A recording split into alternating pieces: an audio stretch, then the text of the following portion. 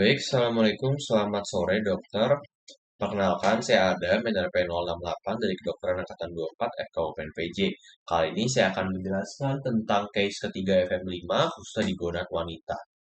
Case tidak memiliki judul, tapi akan saya beri judul Talk Show tentang Pubertas. Jadi di sini, saya akan masuk ke overview case-nya.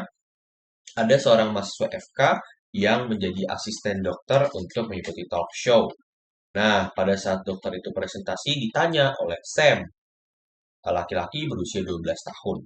Mana tinggi badan dan juga berat badannya mirip dengan adiknya, 10 tahun, dan juga perempuan. Nah, hal ini terjadi karena adiknya sudah mengalami pubertas lebih dulu, di mana perempuan mengalami pubertas pada umur 8 sampai 13 tahun karena hormon-hormon, yaitu hormon estrogen dan juga progesteron. Untuk tinggi badan juga berat badannya dipengaruhi oleh hormon estrogen, ya di mana si estrogen ini bisa menginhibisi osteoklas sehingga osteoblas dapat bekerja dan akhirnya menyebabkan hipertrofi hiperplasia osteoblas sehingga tinggi badan akan bertambah.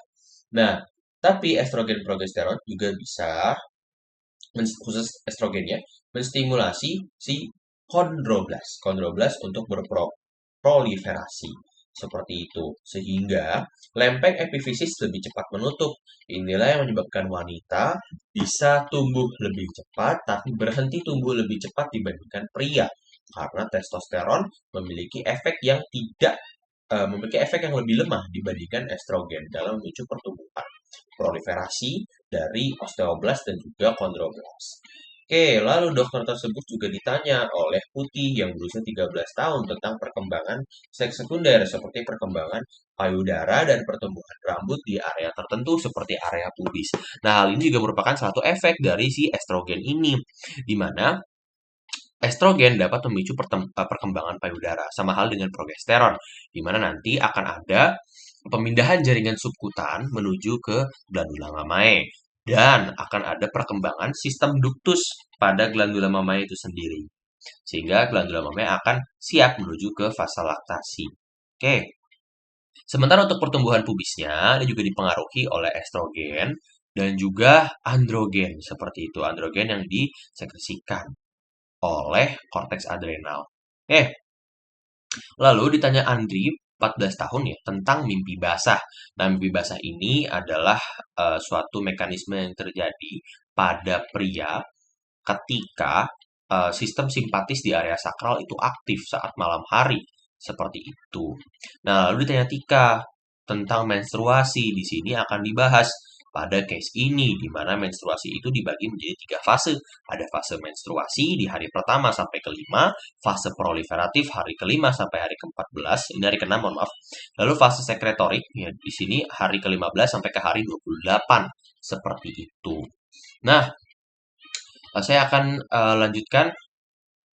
Case ini berhubungan dengan anatomi dari organ reproduksi pada wanita. Di sini dibagi dua, ada yang eksterna dan juga interna. Untuk yang eksterna sendiri, jadi organ reproduksi wanita, dia membentuk suatu area yang kita sebut sebagai vulva. Seperti itu. Nah, vulva ini di area anteriornya adalah mons pubis, area posteriornya adalah anus, mengikuti posisio anatomika. Oke, di antara anus dan juga vulva, di sini ada area yang kita sebut sebagai perineum. Nanti di jam 5 dan juga jam 7, di area ini dan juga sini, ada glandula Bartolini. Cukup. Nah, mons pubis dia memiliki folikel rambut. Rambutnya kita sebut sebagai pubes. Oke, vulva sendiri nanti dia dibagi menjadi beberapa bagian. Ada labia-labia, labia mayor yang masih memiliki folikel rambut, dan labia minor yang tidak memiliki folikel rambut. Nah, lalu ada homolog dari penis pada wanita, ya, di sini adalah klitoris. Nah, klitoris ini adalah penis yang tidak berkembang pada wanita, dibungkus oleh preputium clitoridis, digantung oleh frenulum clitoridis, seperti itu. Oke, lalu di sini ada ostium vagina di sekitar dan diselubungi sedikit oleh himen, yaitu lapisan tipis seperti itu. Nah, lalu labia ini, labia mayor, dextra sinistra, nanti dia menyatu membentuk satu titik pertemuan kita sebut sebagai komisura anterior kommissura posterior. Nah, lalu pada bagian internanya ada uterus. Nah, sebelum ke uterus ada vagina. Ini dari osteovagina masuk ke dalam, ada kanalis vaginalis di mana kanalis vaginalis ini memiliki ruge-ruge seperti itu. Nah, lalu di sini ada bagian uterus yang mencuat masuk ke dalam kanalis vaginalis, kita sebut sebagai portio cervix uteri seperti itu. Nah, di sekelilingnya ada fornix seperti itu. Nah, fornix ini nanti ada anterior, posterior, dan juga lateral sepasang. Uterus sendiri dia terletak di regio inguinalis pada lumbal atau abdomen kita dan juga di area anterior dari uterus itu terdapat vesika urinaria. Ada celah di antaranya sebagai excavatio vesico uterina. Dan lalu di area posterior dari uterus sendiri dia ada rectum, kolon sigmoid seperti itu ya. Ya, kolon sigmoid. Nah, lalu ada celahnya, itu kita sebut sebagai excavatio recto uterina. Nah, fokus sekarang ke uterusnya. Uterus sendiri dia memiliki beberapa bagian, ya ada fundus dari korpusnya. Sebenarnya ada ismus di sini, lehernya. Lalu masuk ke cervix. Nah, dinding dari uterus itu ada tiga juga. Perimetrium, ya, ini yang paling ujung. Ada tunica serosa, lalu myometrium, lapisan otot polos, lalu endometrium. Endometrium ini adalah lapisan jaringan ikat yang memiliki banyak pembuluh darah, khususnya adalah pembuluh pembuluh darah spiral seperti itu juga coil. Nah, dia juga memiliki glandula uterus. Oke, lalu di sini ada tuba uterina. Tuba uterina ini adalah tempat dari fertilisasi. Oke, ada ismus penyempitannya, ampula pelebaran yang paling besar, lalu infundibulum seperti tangkai, dan juga fimbre. Fimbre ini seperti jari-jari yang dapat menangkap dari si oosit primer yang dikelilingi oleh zona pellucida dan juga sel granulosa kuboid selapis seperti itu. Baik, saya lanjutkan di sini. Uterus sendiri mendapat perdarahan dari arteri iliaca interna bercabang menjadi arteri uterina dan juga arteri ovarica. Lalu dia akan menuju ke arteri vena uterina, juga vena perineal, juga vena pudendi externa seperti itu. Nah, untuk inervasi dia mendapatkan perdarahan, kan? Persarafan dari nervus pudenda yang nanti akan bercabang menjadi nervus perinealis, nervus rectalis inferior, dan juga nervus dorsalis clitoridis seperti itu. Lalu kita lanjutkan ke histologinya. Untuk histologi dari organ gonad wanita di sini ada ovarium. Ovarium sendiri dia dilapisi oleh germinal epithelium perpanjangan dari peritoneum visceral dan juga tunica albuginea, korteks yang merupakan jaringan ikat ya. Korteks ini dia terdapat folikel. Folikelnya dominan adalah folikel antral dan juga grafian seperti itu. Lalu bagian medula, di bagian medula ini dia memiliki banyak di jaringan ikat kolagen, ada fibroblast di sana juga pembuluh darah seperti itu. Lalu saya tadi menyinggung tentang folikel. Nah, ini folikel ada beberapa jenis ya. Di sini ada folikel primordial, primer, dan sekunder, mohon maaf lupa tulis, dan juga grafian. Nah, untuk yang primer dia nanti dibagi dua, unilaminar dan juga multilaminar. Kita akan lihat bedanya secara histologis. Oke, jadi untuk primordial sendiri, dia adalah oosit primer yang berhenti perkembangannya pada meiosis 1, khususnya di profase 1. Nah, dia dikelilingi oleh sel folikular kuboid yang kita sebut sebagai sel granulosa. Nah, lalu lanjut lagi dengan bantuan hormon akan berkembang menjadi unilaminar, yaitu oosit primer dikelilingi oleh sel folikular kuboid sudah menjadi sel granulosa ya kita akan sebut granulosa. Dengan bantuan hormon berproliferasi lagi sel granulosanya dan juga jaringan ikat di sekitarnya, dia nanti akan membentuk sel TK. Sel TK ini nanti akan berfungsi untuk menyediakan prekursor pembentuk estrogen seperti itu. Oke, sel TK interna, lalu akan menjadi lalu akan ada banyak sel granulosa yang terbentuk sehingga dia disebut sebagai multilaminar. Oosit primer juga akan membentuk lapisan glikoprotein yang menyeluruhinya yang kita sebut sebagai zona pellucida. Lalu masuk ke folikel antral atau folikel sekunder. Di sini folikel sekunder ini dia oosit primernya masih dikelilingi oleh si zona pellucida ya. Lalu sel granulosanya dia jadi semakin banyak Sel TK-nya dia nanti akan membentuk dua lapis seperti itu.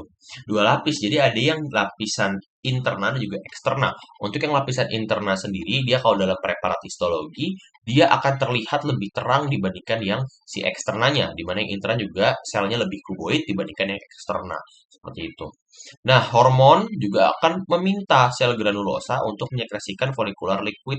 Follicular liquid ini salah satu isinya adalah asam hyaluronik seperti itu. Dengan bantuan hormon, nanti sel granulosa, sel TK akan berproliferasi menjadi ini dia, folikel matur yang kita sebut sebagai folikel grafian. Osit primer dikelilingi zona pellucida dan dikelilingi ya oleh sel granulosa yang membatasi antara osit primer dan juga si area ini gitu.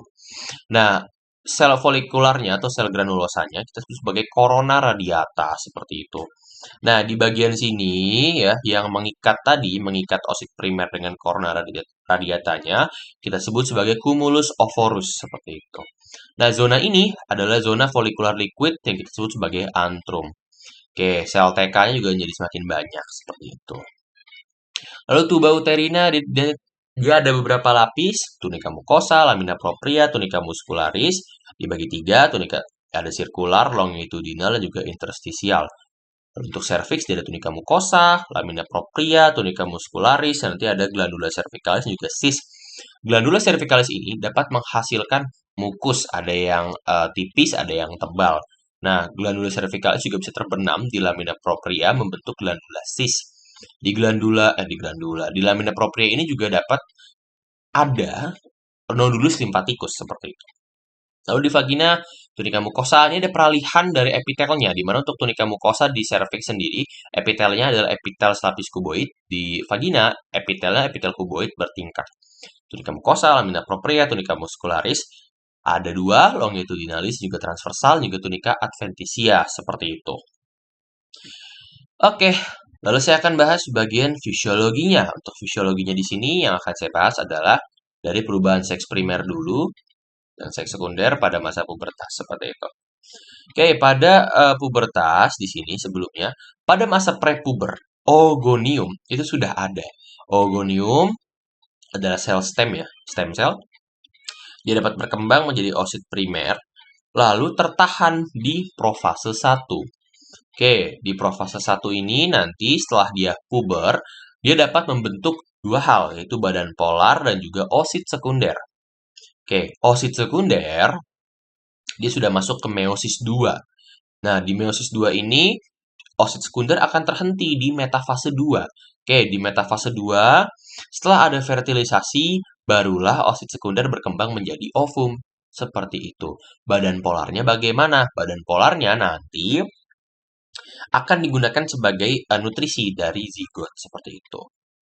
Oke, lalu untuk perubahan seks sekunder yang terjadi pada putih di sini, saya juga tadi sudah bahas di bagian overview, di mana perkembangan payudara pada putih terjadi karena peningkatan hormon estrogen dan juga progesteron di sini. Nah, estrogen progesteronnya ini akan saya bahas pada bagian fase folikular seperti itu.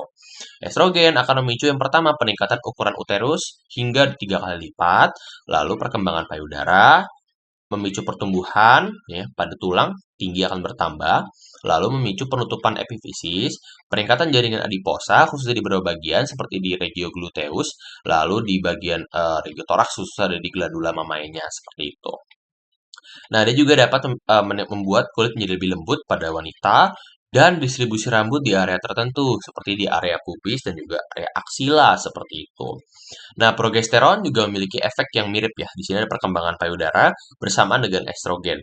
Lalu, menjelang menstruasi, progesteron ini dapat memicu proliferasi dari glandula sebasea sehingga akan mudah timbul jerawat pada wanita menjelang menstruasinya seperti itu.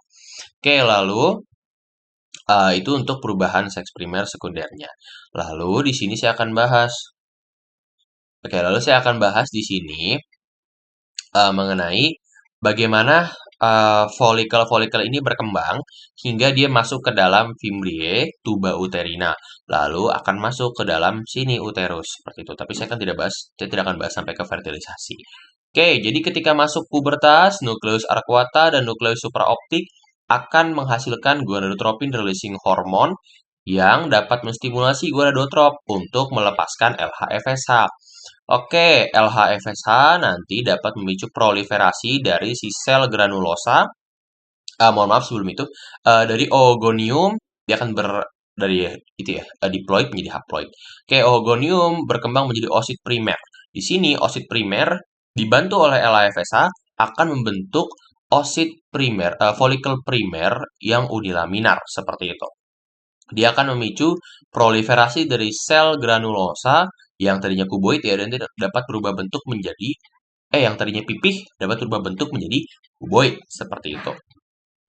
Nah, lalu dengan FSH-LH dia juga dapat menstimulasi si sel granulosa dan juga oosit primernya.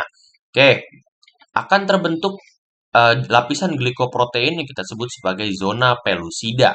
Lalu, LH-FSH ini juga dapat memicu perubahan jaringan ikat menjadi sel TK, mengelilingi folikel primer multilaminar.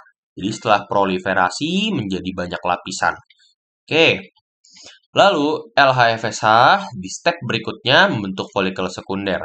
Nah, di step ini sebenarnya dari sini sampai sini ada pembentukan estrogen. Nah, bagaimana caranya? Jadi si FSH-LH ini selain tadi yang saya sebutkan, dia juga bisa memicu pembentukan estrogen melalui dua sel. LH dia akan berikatan dengan reseptor di sel TK, membuat kolesterol menjadi androgen. Androgen berpindah ke sel granulosa. Kenapa? Karena letaknya bersampingan. Nah, di sel granulosa, androgen tadi akan berubah menjadi estrogen dengan stimulasi dari FSH seperti itu. Nah, lalu di sini ada peningkatan kadar estrogen ya. Ini akan kita simpan karena akan berguna untuk nanti. Oke, lanjut. FSH-LH akan memicu proliferasi dari sel TK dan juga sel granulosa. Di sini akan terbentuk lapisan nih TK interna dan TK eksterna. Lalu, si FSH-LH juga dapat meminta si sel granulosa untuk mensekresikan follicular liquid. Seperti jadi mulai terbentuk di sini celah-celah yang berisi cairan. Lalu di step berikutnya, dia akan membentuk folikel gravian seperti itu.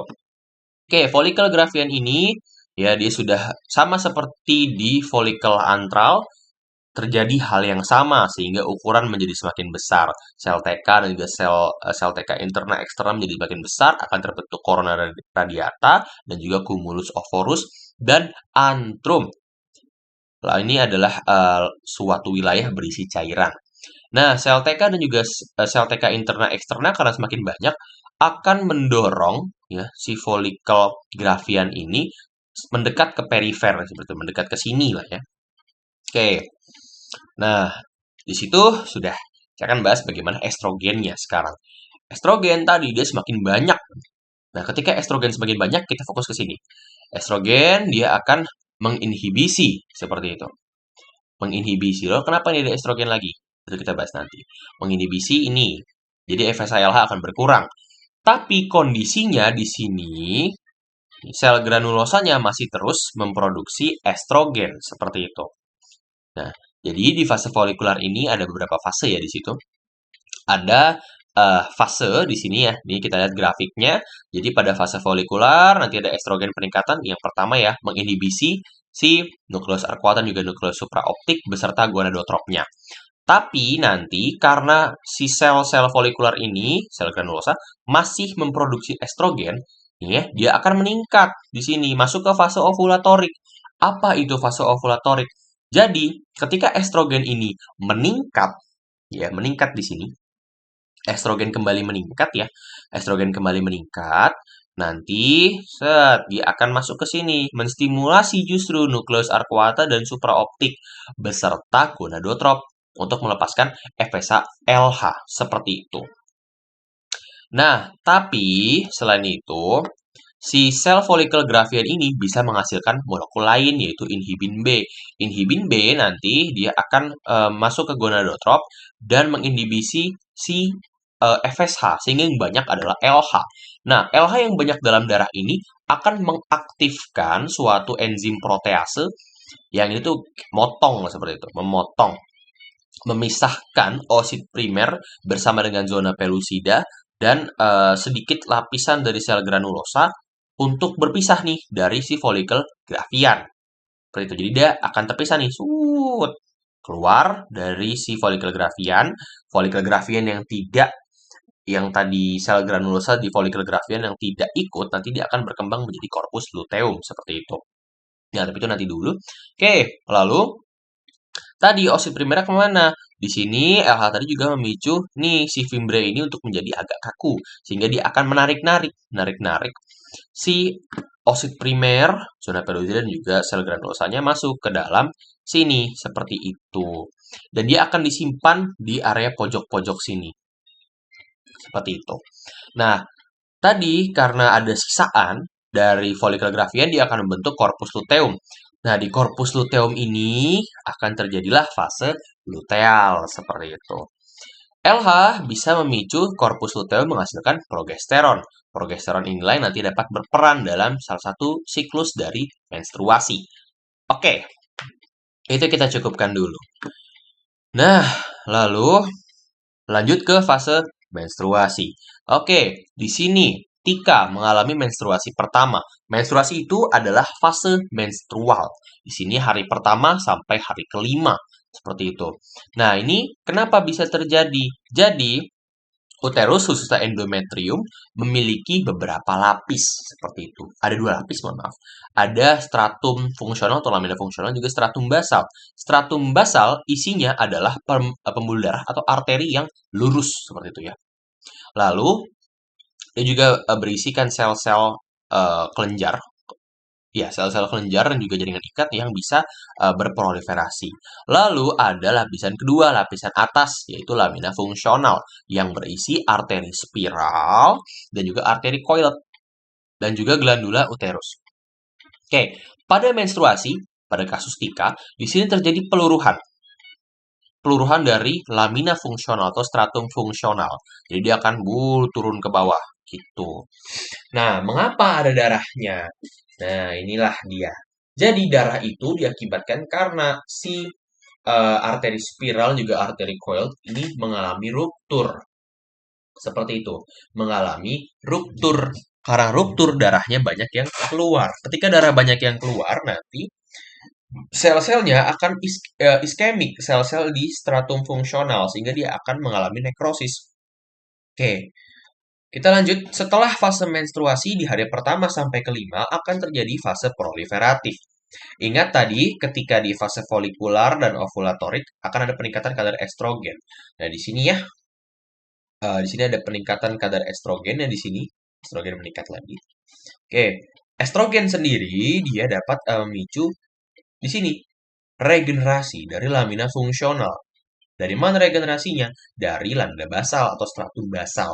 Jadi, si stratum basal ini tidak ikut meluruh bersama dengan stratum fungsional sehingga dia berfungsi untuk menjadi cikal bakal seperti itu. Dengan bantuan estrogen nanti akan ada penebalan kembali dari si dinding endometrium seperti itu.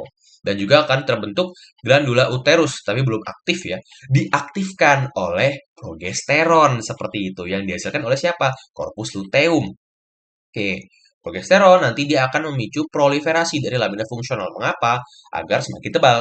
Itu. Dia juga dapat meregenerasi, memicu argogenesis ya, pembentukan pembuluh darah spiral dan juga coilet seperti itu. Dan di sini si progesteron juga dapat memicu si glandula uterus untuk menghasilkan glikogen yang dapat digunakan untuk bahan makanan embrio seperti itu. Nah, ketika terjadi fertilisasi, maka akan terbentuklah zigot dan juga embrio sehingga akan ada implantasi di kavum uteri. Oke, di kavum uteri ada implantasi, si embrio bisa menghasilkan gonadotropin khusus. Seperti itu. Gonadotropin khusus yang dapat menstimulasi si corpus luteum untuk menghasilkan progesteron.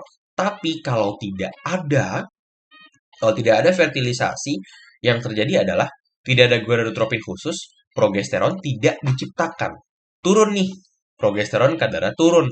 Nah, progesteron kadarnya turun ya, corpus luteum dia akan terdegradasi menjadi corpus albikan seperti itu. Nah, kalau kadar progesteron turun, maka proliferasi lamina fungsional dan juga regenerasi pembuluh darah akan berhenti seperti itu. Pembuluh darahnya di sini untuk arteri spiral juga arteri coiled akan mengalami spasma seperti itu.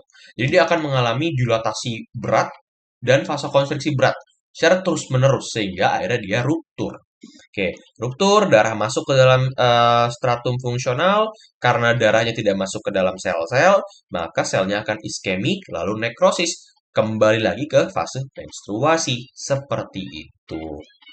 Ini grafiknya untuk alat bantu saja. Baik, terima kasih. Sekian dari saya. Assalamualaikum warahmatullahi wabarakatuh.